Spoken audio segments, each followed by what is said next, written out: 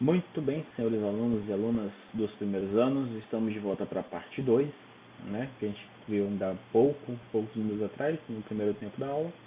E agora vamos para o nosso segunda parte, né, nesse segundo tempo da aula de biologia. Muito bem, então, embora trabalhar. Então agora nós vamos ver a divisão celular, mitose e meiose, e os conceitos de cada uma, as fases, tudo bonitinho. Tranquilo?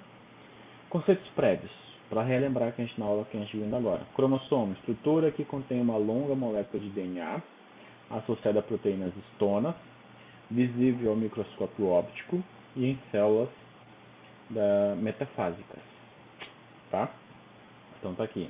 A gente já viu bastante isso daqui. Cromossomo simples. Então, cromossomo simples ele tem um braço em cima, um braço embaixo e o centrômero no meio. Esse é o cromossomo simples, tá? Só de um lado. E aqui seria de uma célula haploide. Mais ou menos. Aqui é o cromossomo duplo, tá? 4 braços e um centrômero. Então, 2 braços em cima, centrômero, 2 braços embaixo. Beleza? Esse é o cromossomo duplo. Cromossomo simples, cromossomo duplo. E aí nós temos, dependendo da posição do centrômero, cada cromossomo tem um nome diferente. Então aqui, classificação dos cromossomos quanto à posição do centrômero, tá? Então aqui em cima você tem os braços, embaixo o braço e o centrômero. Quando ele está bem na meiota, bem no meio, bem no meião mesmo, ele é metacêntrico. Bem no meio, metacêntrico. Levemente deslocado para cima, você vê, né, que os braços que ficam um pouquinho mais curtos, submetacêntrico, tá? Submetacêntrico. Quando ele está lá em cima, beleza? Tipo, pessoa se enforcando com a calça, né? Calça centropeito, vai ser o acrocêntrico, tá? E quando não tem nada, já acabou tudo, engoliu, não tem mais pescoço nenhum, né? Então, sem pescoço, você chama ele de telocêntrico, tá? Ele fica bem lá na borda de cima mesmo, quase não tem braços em cima. Tranquilo? Então esses são os nomes: metacêntrico, submetacêntrico, acrocêntrico e telocêntrico, tá? Muito bem. Os cromossomos homólogos, beleza? Cromossomos homólogos são os cromossomos semelhantes na forma e no tamanho, na forma e no tamanho, presentes aos pares em células diploides. Quando estão aos pares, são células diploides. Quando estão sozinhos, eles são haploides. Então aqui você tem cromossomos homólogos em células diploides. Igual, igual, igual, igual. Então, igual, igual, igual, igual. Tá? São homólogos, são iguais, e diploides, tem 2 de cada um. E não há homólogos nas células haploides, porque não tem como estar iguais. Então você só tem sozinhos, solteiro, único, jogado lá as traças, tá? Então eles não são homólogos, são das células haploides. Células haploides, você tem a C e a D, não possuem cromossomos homólogos, e células diploides, A e B, possuem cromossomos homólogos. Reforçar, repetir e reforçar para vocês enfiarem isso na cachola de vocês, tá bom? Então aqui, mitose. Vamos começando aí a brincadeira. Então, é um tipo de divisão celular em que a célula mãe, haploide ou diploide, que é tanto faz. Na mitose, pode ser haploide, quanto pode ser diploide. Sempre com cromossomos duplos, origina 2 células filhas, contendo o mesmo número de cromossomos da célula mãe, porém simples. Tá?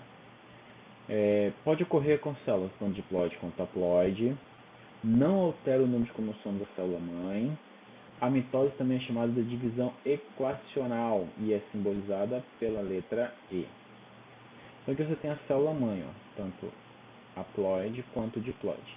E as células filhas continuarão sendo haploide para haploide e diploide para as diploides. Beleza? Se concentre nos nomezinhos escrotos aí, tá bom? Muito bem. A intérfase, fase que precede qualquer divisão celular, ocorre a duplicação do DNA e a formação de cromossomos duplos. Tá bom? Cromossomos duplos. Possui 3 subfases. G1, que é a pré-síntese, cromossomo simples, aqui está o cromossomo simples, na intérfase. Síntese do DNA, que é a fase S, para que uma molécula única vai gerar duas iguais a ela. E após síntese, cromossomos duplos, então você tinha um cromossomo simples, fez a duplicação do material genético e gera um cromossomo duplo. Tá? Alguns autores vão abordar também a fase G0, que é anterior à fase G1, período em que a célula permanece em repouso, até que algum estímulo faça entrar em divisão. Isso na intérfase. Beleza? Aí nós passamos para a prófase. Tá aqui, ó, que é a primeira fase depois da intérfase. Prófase. O DNA desespiralizado, disposto na célula de maneira desorganizada. Está aqui, ó, bagunçadão. Início da espiralização do DNA, então começa o processo de espiralização para formar os cromossomos. Vai ter a duplicação dos centríolos, formando 2 pares, então tinha um parzinho, agora vai ter 2, e aí as fibras do fuso começam a se formar. Migração desses centríolos para os polos da célula, ou seja, ele vai sair daqui e se localizar aqui nos extremos, ok? E o rompimento e degeneração da carioteca. A carioteca, a membrana nuclear, ela vai se romper, vai deixar de existir para permitir a divisão da célula, tá? Aqui. Então, depois da prófase, nós entramos na metáfase. Beleza? Na metáfase, isso aqui dá mitose, tá? Na metáfase, o grau máximo de espiralização dos cromossomos, ou seja, estão, né, bem espiralizados mesmo, pode ser visível até no microscópio óptico. Cromossomos duplos alinhados lado a lado no equador da célula.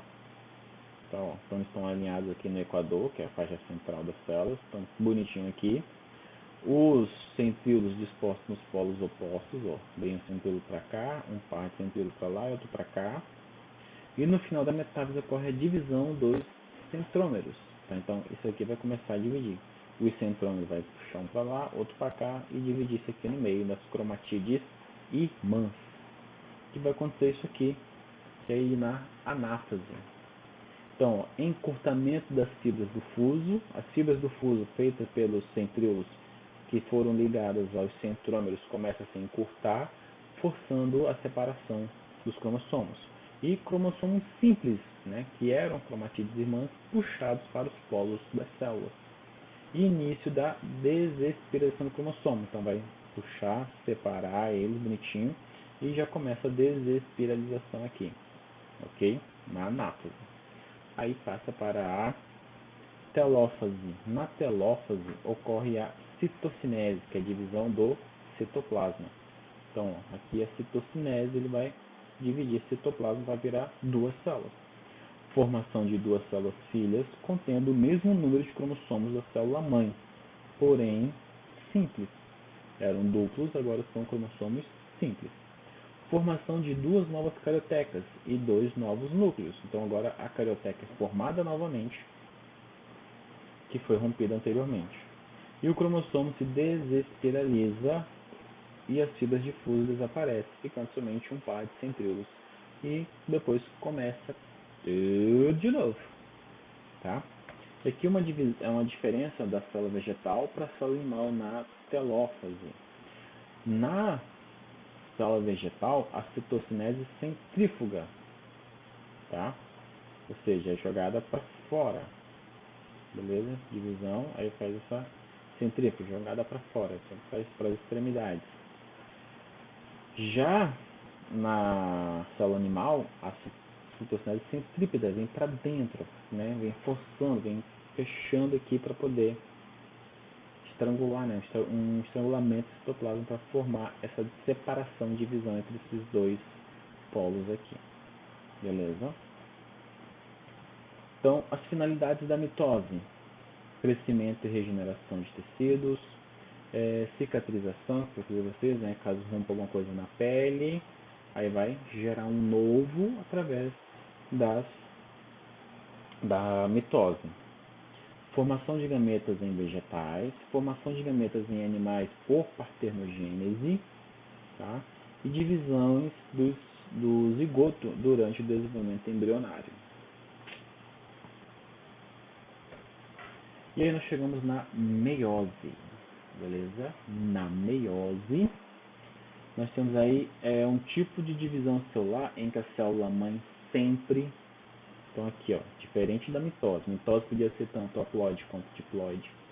Na meiose, obrigatoriamente tem que ser diploide, obrigatoriamente diploide, com cromossomos duplos, origina através de duas divisões sucessivas, 4 células filhas, contendo metade do número de cromossomos da célula mãe. Então, uma vai dar origem a 4. Uma gera 4, tá bom? Uma diploide geram 4 haploides. Então, diminui pela metade o número de cromossomos da célula mãe. A mitose também é chamada de divisão reducional e simbolizada pelo R, tá? Então, meiose só ocorre em células diploides. Então, a célula mãe tem que ser diploide. A primeira divisão é reducional, separação dos homólogos, beleza? Bonitinho. Então, vai separar os homólogos, reducional. Então, primeiro vai ser meiose normal. Depois é como se fosse uma mitose. Tá, ó. Então, você gerou duas células filhas nessa primeira divisão, a reducional. Depois, essas duas células filhas geram, né, outras 4. Só que agora é como se fosse uma equacional. Então, essas aqui terão o mesmo número dessas. Já essas têm a metade dessas daqui. Então, aqui é uma diploide, aqui já serão haploides. Beleza? A divisão reducional ou meiose 1. Tá? Aí nós temos a metáfase 1. Os cromossomos homólogos pareados, um oposto ao outro, presos às fibras do fuso na placa equacional da célula. Então, você tem os cromossomos duplos inteiros ainda, tá? Então, duplo inteiro, ó, tava os pares bonitinhos, e vai puxar um cromossomo duplo para lá. O cromossomo duplo vai ser puxado para cada lado, tá bom? Depois, né, na fase 1, a segregação independente, né, dos homólogos promove variabilidade genética. Então você vai ver que esse aqui ele era todo amarelo e esse era todo laranja, só que eles trocaram esse pedaço aqui, ó, esse que era do pedaço amarelo e esse do pedaço laranja. Eles fizeram essa troca que é o crossing over, que é a variabilidade genética para gerar indivíduos diferenciados geneticamente. Vocês vão ver melhor essas partes lá no terceiro ano. Mesma coisa fez isso aqui, ó. Esse aqui era o preto, esse aqui era o cinza, trocou essas duas partezinhas para ter essa variabilidade genética, essa mudança aí no material genético deles. Aí vai ocorrer encurtamento das fibras do fuso, cromossomos homólogos se separam, indo cada um para o lado da célula. E não ocorre divisão de centrômero, tá? Não tem divisão de centrômero aqui porque só puxou os cromossomos homólogos um para cada lado. Beleza? Na telófase 1, viu que fez aqui, ó, um dividiu a célula no meio, dividiu, né, fez a partição genética dela. Então vai ter a citocinese centrípeta, vai fazer a divisão do citoplasma, gerando duas células completamente diferentes da célula mãe. né, com partes misturadas, tá? Misturou todo o DNA ali da célula mãe e fez essas duas com o DNA bagunçado ou reorganizado, chamado crossing over. Célula mãe, né, diploide, origina duas células filhas haploides. O cromossomo continuam duplos e não ocorre divisão do centrômero. Formação de duas novas cariotecas e dois novos nucleolos. No final da telófise 1, os cromossomos se desespiralizam. Tá? E aí inicia a prófase 2. A meiose é bem mais complexa. Duplicação dos centríolos, novamente, então vai começar todo aquele processo de novo, espiralização dos cromossomos e o desaparecimento da carioteca. Então inicia de novo, dois pares de centríolo, fibras do fuso iniciando a formação. Metáfase 2, cromossomos duplos não homólogos atingem o grau máximo de espiralização. Os cromossomos associados, porque eles não são homólogos, eles não estão em pares bonitinhos, né? Os cromossomos associam-se às fibras de fuso, alinhando-se no equador da célula para iniciar a divisão novamente. Tá?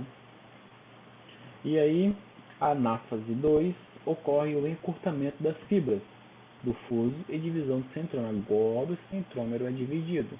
E aí vai um cromossomo simples para cada lado. Cada cromossomo duplo origina duas cromatídeas irmãs cromossomos simples. Os cromossomos simples são puxados para os polos da célula. Vão para os polos. E aí inicia a divisão, né, do citoplasma, citocinese, originando 4 células filhas.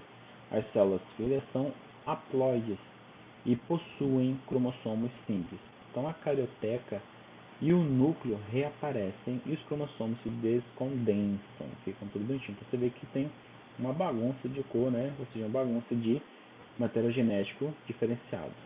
Tá? Qual é a finalidade da meiose? Exatamente, formação de gametas em animais e formação de esporos nos vegetais. É a formação das células sexuais para formar espermatozoide e para formar óvulos, para gerar novos indivíduos. Essa é a função da meiose. Meiose versus mitose, então você tem aqui cromossomos homólogos, né, células haploides, duplicação dos cromossomos. Aqui é a equacional, bonitinha, separação dos cromatídeos. Aqui é a reducional, né, separação dos homólogos. Então aqui você dividiu já no meio. Vai um pedaço do azul para lá e um pedaço do laranjado para cá. Aqui não.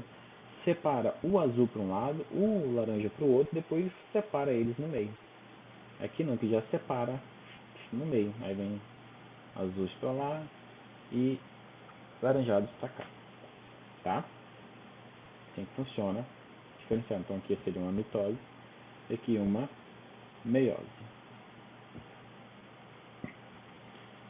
E a finalidade da meiose é exatamente essa.